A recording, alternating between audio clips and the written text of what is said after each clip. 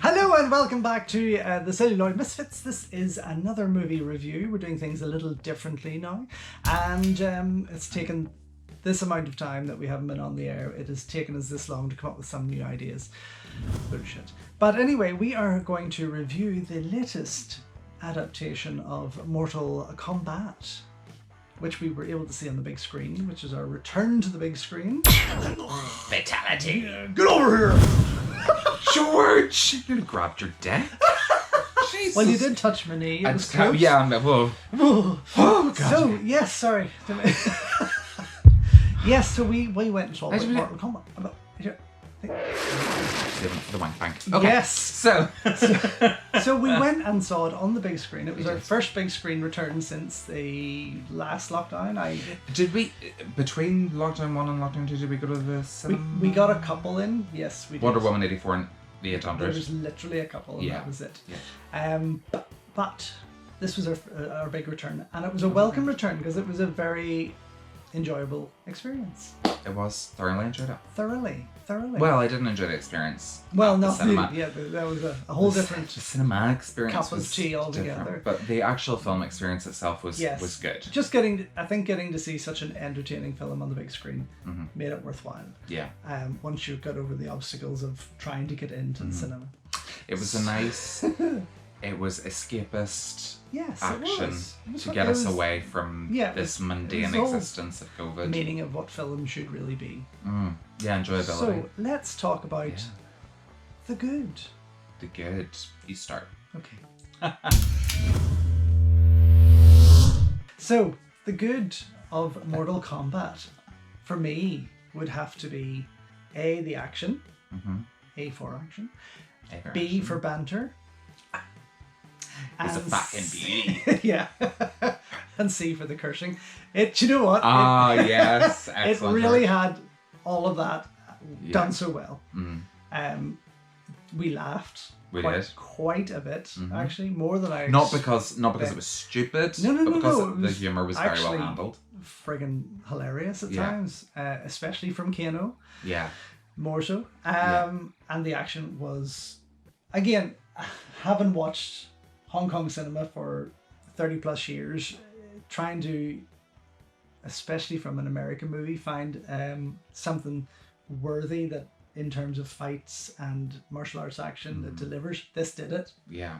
This really I mean, it's never going to kind of reach those levels that you've been so accustomed to over the years, but it certainly had its fair share of pretty excellent fight sequences where the actors themselves actually looked like they've been trained effectively to pass as fighters. I know a lot of them some are MMA, some have been trained in martial arts, but like Jessica McNamee, who's an actress, she was trained very well as somebody did very well. Bridget Wilson in the original. Yeah. And again, the guy who played Kano, who I have watched more so in the sitcom Superstore. Yeah. And he plays this pharmaceutical, crazy doctor. Actually, he's hilarious in both roles, funny enough now I think about it. He is not someone I imagine to be in this martial arts action adventure, especially playing a character like Kano. Yeah. He was the scene stealer for me, I think. Absolutely, 100%. Like the whole, and strangely enough, became a very kind of, I don't know, primary character of the thing. To a point, didn't he? Yeah. Obviously, there was this addition of Cole. Yeah, Cole Young. Yeah. Who had connections with Scorpion, played by Hiroyuki Sanada. Yeah. Which was amazing. Who I've actually just recently watched in the 3rd season of The Last Ship. Oh yes, that's right. Yes, forgot he was in it. Yeah. So that was a lovely connection, but there was that old tale of Scorpion versus Sub-Zero. Which has always been the core kind of element of Mortal Kombat. Oh, totally. Yeah. And even though they had it there, it was still nice to see them going off on a different track with it. Yeah. And bringing Cole in as this descendant. Yeah. I mean, it worked. Who's able to bring Scorpion forward to fight for him. It's a really interesting plot twist. And even the way it was shot, I mean, there was a grittiness to it, but it was still beautiful. And and it looked amazing. Some of the production design, especially when Sub-Zero was freezing things, it looked pretty epic. Yeah. There's that scene when Cole and his family are sitting at the diner, and they go inside, and it starts to snow, and then he's like lifting the snow and dropping to this heel. That was amazing. It was a really awesome sequence. Yeah. And again, as we had talked about in our Screen Queens video, this is stuff that you couldn't have done in the 90s versions of Mortal Kombat. No, it would have looked and even terrible.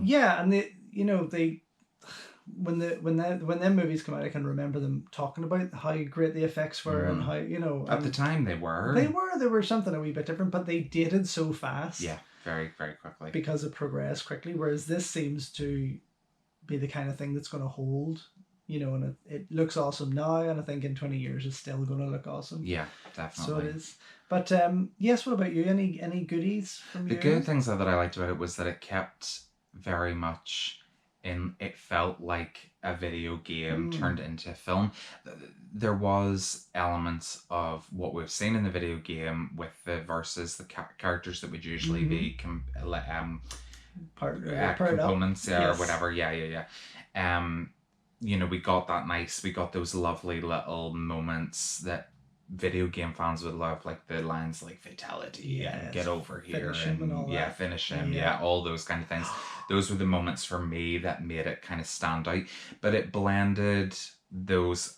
It didn't feel like it wasn't done in a cheesy sense. No. I mean, it felt more mature. Yes, the gore was over the top, it was silly, the swearing was epic. Yeah. But it kind of had to be, because Mortal Kombat is known for, that's what the games are known for. So there has to be a bit of a tongue-in-cheek kind of thing about it.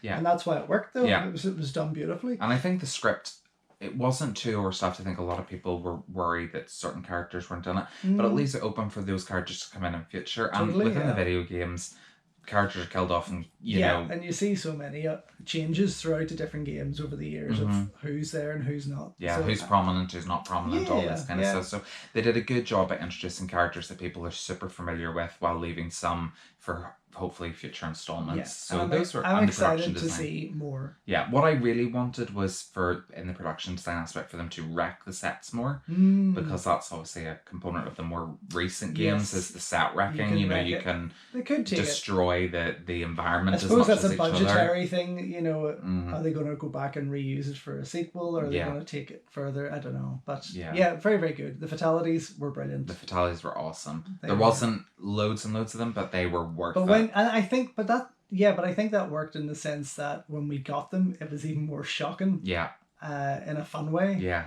But yeah, I think if everyone had used a fatality move, it would have just been like it would have been like the game, in a sense that you're just kind of playing a level. Yeah. But the story was simple to follow. It wasn't overly complex. It wasn't too. And Goro had the appearance of Goro was fantastic. Yeah. Isn't it funny how at the end he took Goro's body and so we might see a rebirth. Keanu's body, but not Nataro, right. So we could see a rebirth of Goro and Keanu come back. Interesting. Yeah, in the other realm. Yeah. Yeah. I do want to see more. I hope we get a strong trilogy out of it. So those were the good aspects. Along with the aspects that you said, I agree with all of those. But those were just like little things that just popped out for me, and I was like, I appreciated that. And he's used to little things popping out. Sure. So let's talk about the bad. So, was there any bad? Yeah, it was formulaic. That's not a bad thing. It's not. No, it wasn't done. That was done on purpose because it had to be. Yeah, I think that there was a lot of expectation going into it because people have been so used to the 90s films. It's very hard with a beat 'em up, which is what is the genre that Mortal Kombat falls under, to make into a film. I think it's very hard to adapt a video game for film. It has to. There's nothing has really perfected that. No, nothing at all. Without somebody complaining about something. Yeah. Really. Yeah. So it's understandable, and it was promoted as, not promoted as anything in particular, but it was heavily promoted to the point where everyone was so hyped up to see it. Yeah. You know, and when you get movies like that or songs like that, you just kind of, oh, hi, welcome, and thanks for coming in. Sorry, I forgot to put the sign up. Just a wee interruption there.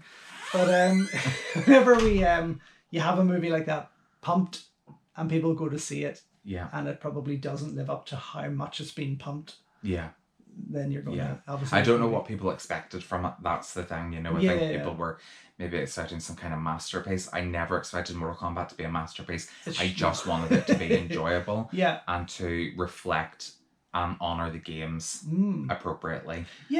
With a little bit of honour and respect, and it did that. When I saw the trailers for it, I was getting vibes of like 47 Ronin, you know, with Keanu Reeves, things like that, because there was out of the ring stuff. There was a lot of out of the ring stuff that made me think this might go down a whole different route.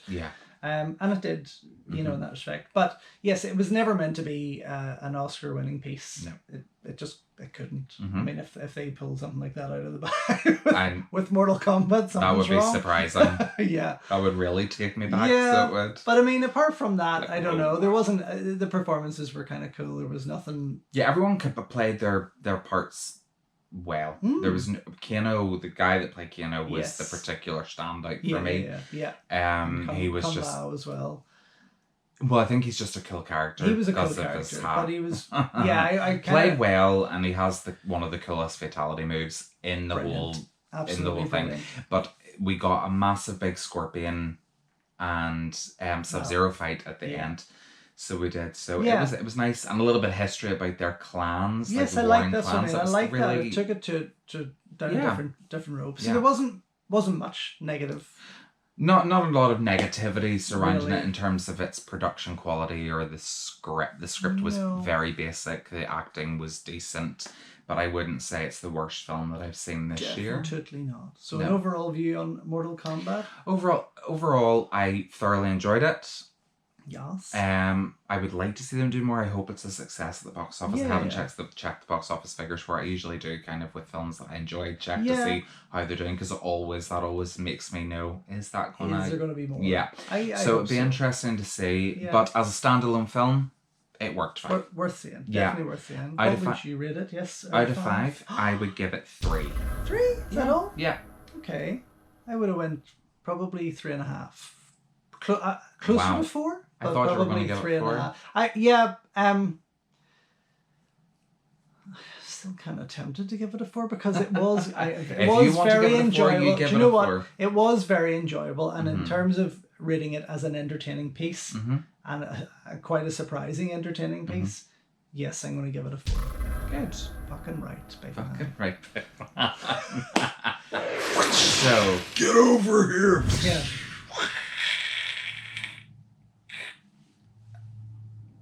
I think. Are you okay? Do you need your medication? Stroke. So yes, there we go. That's our little review for Mortal Kombat. We're doing mini reviews now. Mini reviews. Because our reviews are just a bit too long. We do like to get carried away with things, but this we actually did that very well. Tight. Yeah, it's tight. It's like Siskel and Ebert tight. Oh, here. Oh, well, I don't know about that. I don't know. But yes, thanks for watching. Don't forget to check out the rest of our videos and our reviews, etc., etc., etc. And we will see you for the next one. Yeah. Cheer pie. Cheer pie. Do I need to for 5 seconds for a little emoji?